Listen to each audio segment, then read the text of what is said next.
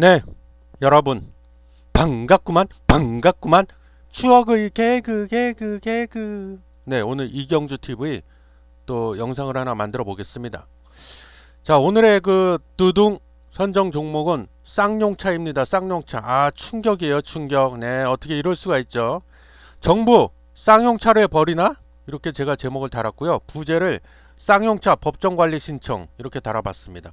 쌍용차가 드디어 법정관리를 신청했대요. 법정관리. 아, 이게 참 정말 이게 쌍용차가 예전에도 많이 그랬었죠. 법정관리 몇 번 갔다가 나오고 막 이랬었는데 아, 좀 보겠습니다. 일단 법정관리가 뭔지를 알아야겠죠. 법정관리. 법정관리가 뭐냐면 요약 제가 잠깐 읽어볼게요. 요약 부도를 내고 요약이 아니고 요약은 빼고요. 죄송해요.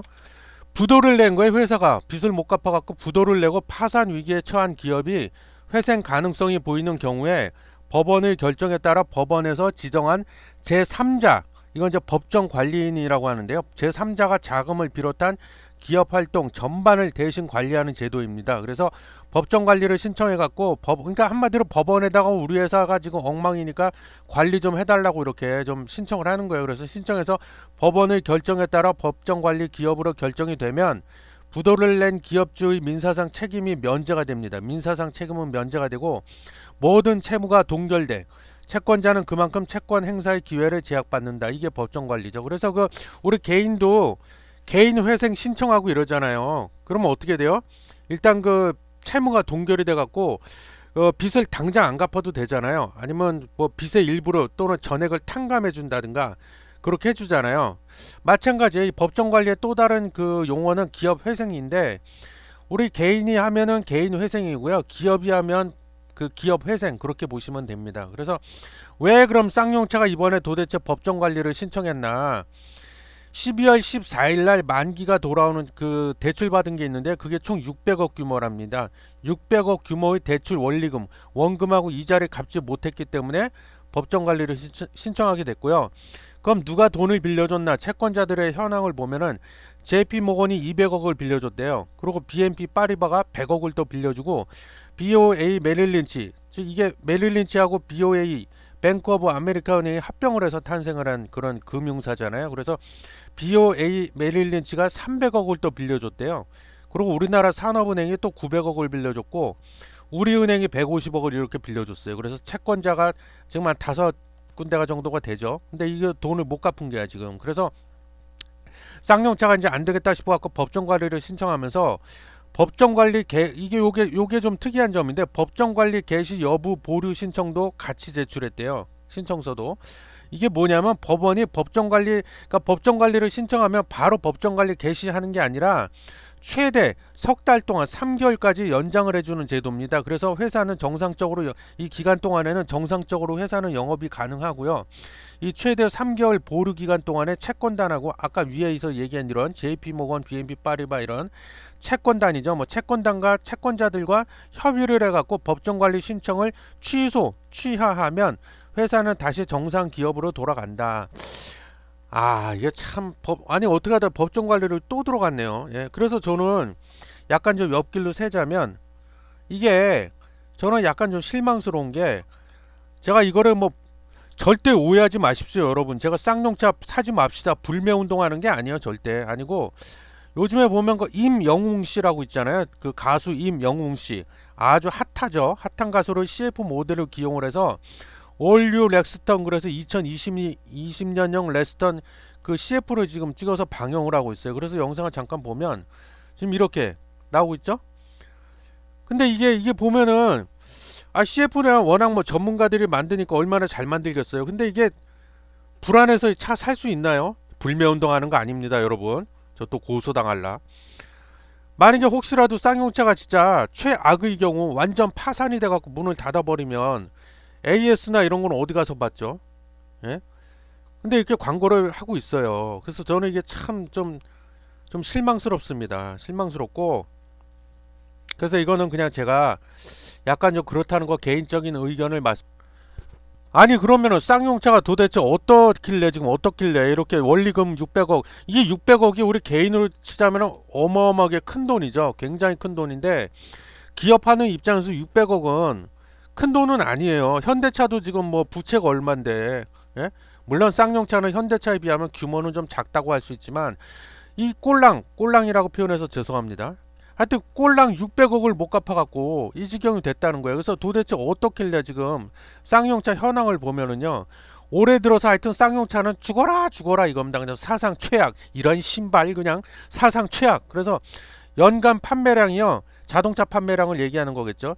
2015년도에 정점 피크를 찍었어요. 그때 1년 동안에 15만 약 15만 6천 대 정도를 팔았는데 그 뒤로는 줄곧 내리막길이에요. 그래서 올해 2020년이죠. 올해가 판매량이 약 10만여 대 수준일 것으로 전망이 된다고 합니다. 이게 지금 3분의 1이 그냥 날아가 버렸죠. 실적 또한 2017년 1분기부터 15분기 연속 적자 상태다.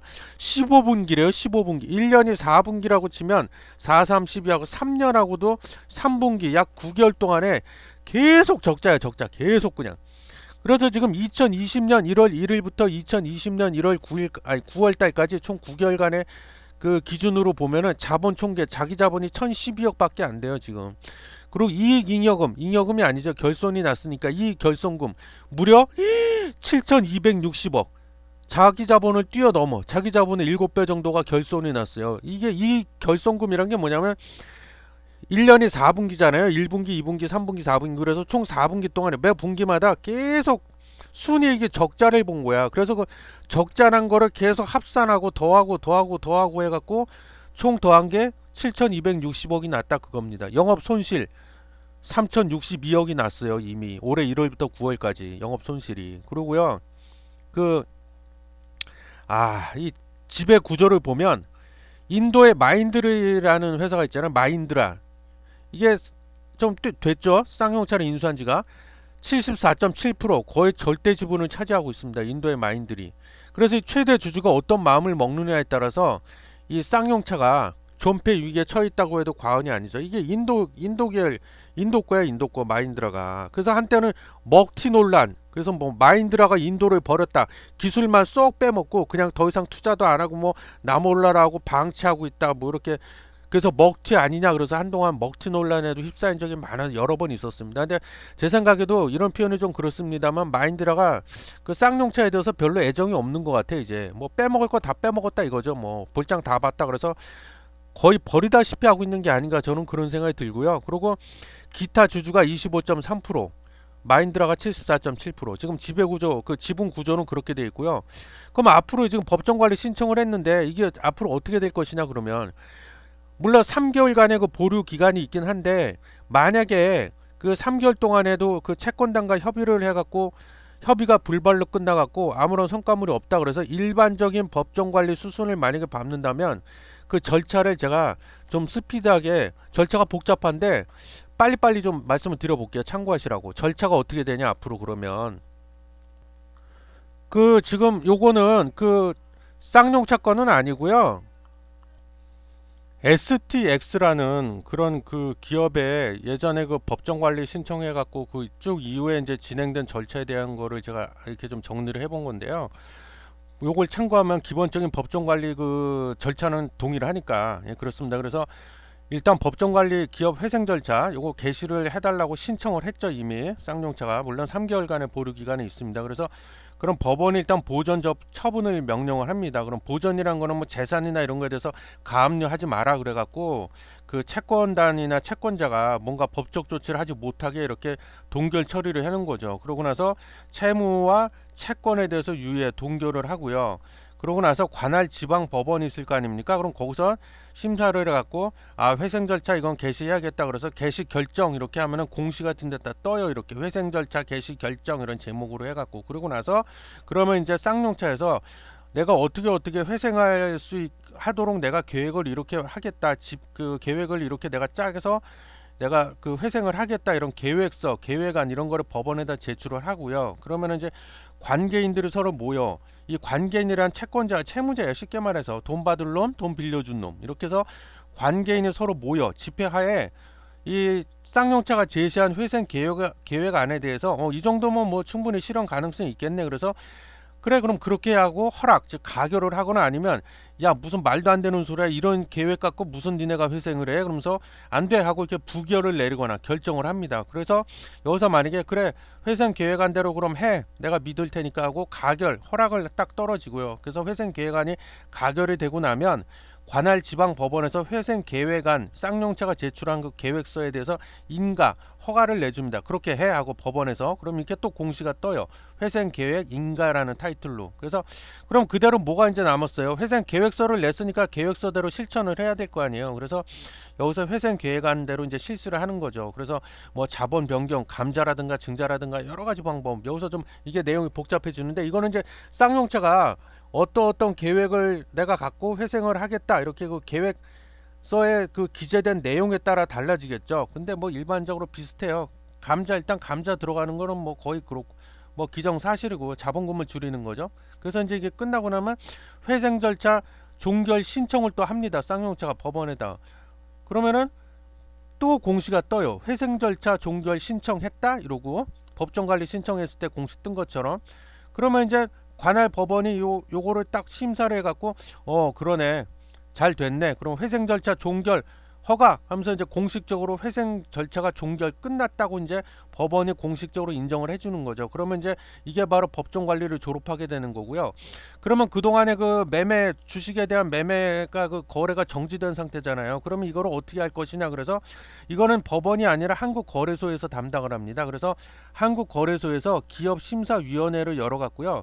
이거를 상장을 폐지시켜 말어 이렇게 하고 유지를 해 폐지시켜 이렇게 이제 심의를 하고 그래서 여기서 이게 중요한데 이때 만약에 야 상장 폐지보다는 그래도 상장을 그냥 유지시키는 걸로 하는 게 낫겠다 그러면은 한국거래소에서 상장 유지를 결정 이게 내리면 이때 이제 주가가 폭등을 하게 되어 있습니다. 폭등을 주가가 그래서 마지막에 주가 폭등 왜냐하면 리스크가 해소된 거잖아요. 상장 폐지될 줄 알고 다 그렇게 알고 있었는데 야 저 회사 끝났다 이제 주식이 휴지 조각이 되는구나 다 이렇게 알고 있었는데 오잉 이게 뭐야 상장 계속 상장이 유지된대 그러면 주식의 가치가 휴지 조각이 아니야. 그래서 이때 보통 STX도 그랬고요.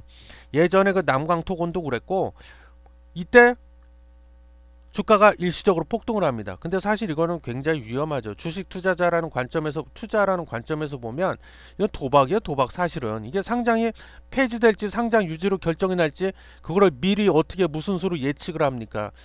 예측할 수 있는 방법이 하나 유일하게 있다면 매일매일 공시를 들어가서 뒤져보는 수밖에 없어요. 공시가 언제쯤 나는지 공시를 뒤져보는 수밖에 없습니다. 그래서 이거는 이제 저 예전에 그 STX의 사례를 좀 빗대서 제가 쌍용차가 그 법정관리 개시 결정이 떨어지고 나면 이제 그때부터 어떤 절차를 밟아서 진행이 되는지 좀 참고하시라고 쭉 말씀을 드려봤고요. 추가적으로 그리고 이게 이제 핵심인데 제가 드리고 싶은 오늘의 그 핵심 사항인데 관전 포인트라고 제가 좀 제목을 붙였습니다. 이게 미국의 자동차 유통업체 HAAH라는 그 업체가 있대요. 저도 좀 생소한데 처음 들어봤는데 지금 쌍용차가 이 HAAH와 매각 협상을 벌이고 있는 중이랍니다. 그래서 HAAH가 쌍용차에다가 우리가 그럼 3천억 정도 규모로 투자를 할 의사가 있기는 해, 의향이 있기는 해 이렇게 밝혔다고 한대요. 근데 단 이 HAAH가 내거는 조건이 덮어놓고 3천억 규모 투자하겠다는 게 아니라 아까 그 지분 구조에서 살펴봤잖아요. 쌍용차의 대주주가 마인드라인데 이 마인드라가 70% 이상 지분을 갖고 있잖아요. 근데 지분을 이 감자 즉 지분을 축소, 자본금을 축소하는 이 감자를 해라 하고 HAH가 그 다음에 유상증자에 참여, 제3자 배정이겠죠. 뭐 유상증자에 참여하는 방식으로 우리가 3천억을 투자하겠다. 그렇게 안 하면 그게 조건이고 그렇게 안 하면 우리는 투자 안 하겠다. 지금 이렇게 나오고 있어요. 근데 인도 정부가 지금 딴지를 걸고 있답니다. 왜? 감자하지 말라고. 그래서 이게 아마 법에 그렇게 명시가 돼 있나 봐요. 인도 법에.